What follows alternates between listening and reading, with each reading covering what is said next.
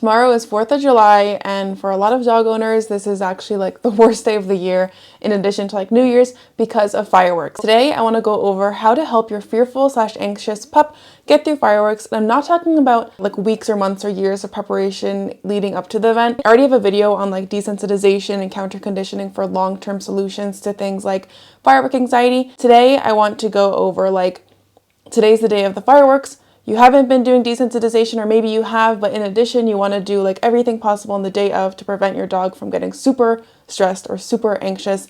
And these are the steps you can take to help them kind of get through the day of the event.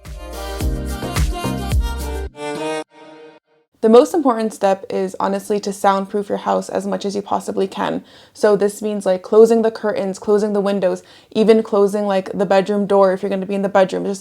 Just trying to basically muffle the sound of fireworks as much as you can. If you have like shutters, that's awesome. And yeah, you just want to kind of make it as quiet as possible for your dog to lessen the volume. And also you want to make sure that your dog will not be alone during this period, as if possible. You know, if you could stay with them, or if you can even get a dog sitter if you're going to be out with friends, just as long as your dog is not alone and kind of spiraling by themselves in this really scary situation. Next, you want to go even a step further and drown out the noise of the fireworks.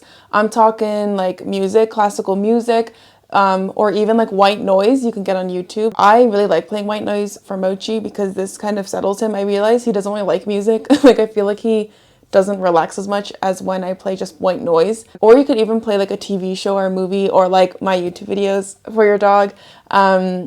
Just like something that's like very constant and something to kind of lessen the volume of stuff that's going on outside, so your dog could kind of focus on this kind of ever-present noise going on inside. Another equally important tip for fireworks and preparing for the day of is to exercise the out of your dog on the day of. Like seriously, I'm talking like 3-hour hikes if your dog is an active dog, playing fetch for 15-20 minutes right before the end of the day, before the sun sets, even like an all-day play date with your dog's best friend.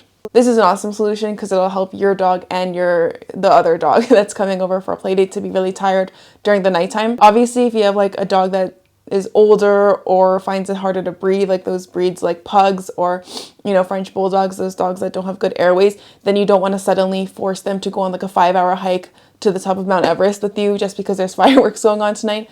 But, you know, be realistic, but exercise your dog as much as you possibly can, as much as they possibly can, before it getting like obviously unhealthy. But this is really good for your dog because the more tired they are, the less stressed they will be, and the less likely they'll get super worked up and anxious about the fireworks. Just imagine like when someone goes for a run, they obviously feel a lot more relaxed and happy afterwards. It's kind of the same thing. You want to release those happy hormones and also kind of give them an easier time falling asleep so that they're not up all night listening to the fireworks freaking out. Another huge tip I love is CBD. This is Mochi's CBD. It's Swiss FX CBD. This is not a sponsored video, but if you want a discount, you can use the code FLOOF10. And this is my favorite CBD. I think they only sell in Europe. I love CBD. It's all natural. It's not a drug like a lot of people think. And it doesn't make my dog tired or anything, but it does help him relax. I've noticed whenever I need to use CBD, which is not that often, you know, it's only for times like when we go on vacation the first 2 or 3 days, Mochi gets super anxious. He's a very sensitive dog.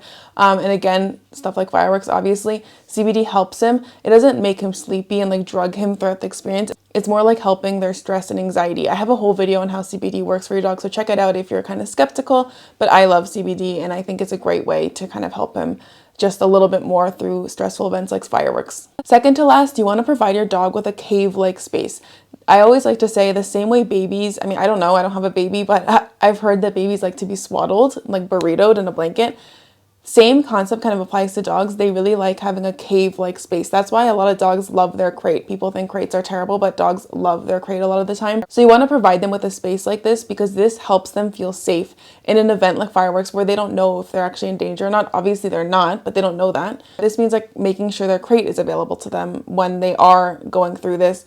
Or even like something like sometimes when we hang the laundry on our laundry rack, we put like a big sheet. Let's say we're washing the sheets and it creates like a little cave and Mochi just just absolutely loves it. It's so random, but even something like that, like make a little DIY cave for your dog. It doesn't matter, but just like a small dark space. And also if you want to go the extra step, you can soundproof that as well. So if you have a crate, you can put a blanket over it, not over all 4 sides because then they can't breathe, but over 3 of the sides to soundproof it, make it a little cozy. And yeah, this is just like a great way to help your dog kind of feel extra safe during this. Lastly, make sure to comfort them. I know this doesn't need to be said for a lot of people, but like, contrary to what a lot of people are perpetuating on the internet, you cannot possibly reinforce fear or anxiety. That's just not a thing. So just because your dog is super scared of fireworks and you comfort them by cuddling them, it's not going to teach them to keep being scared of fireworks. You can't reinforce fear the same way that you can reinforce tricks or something.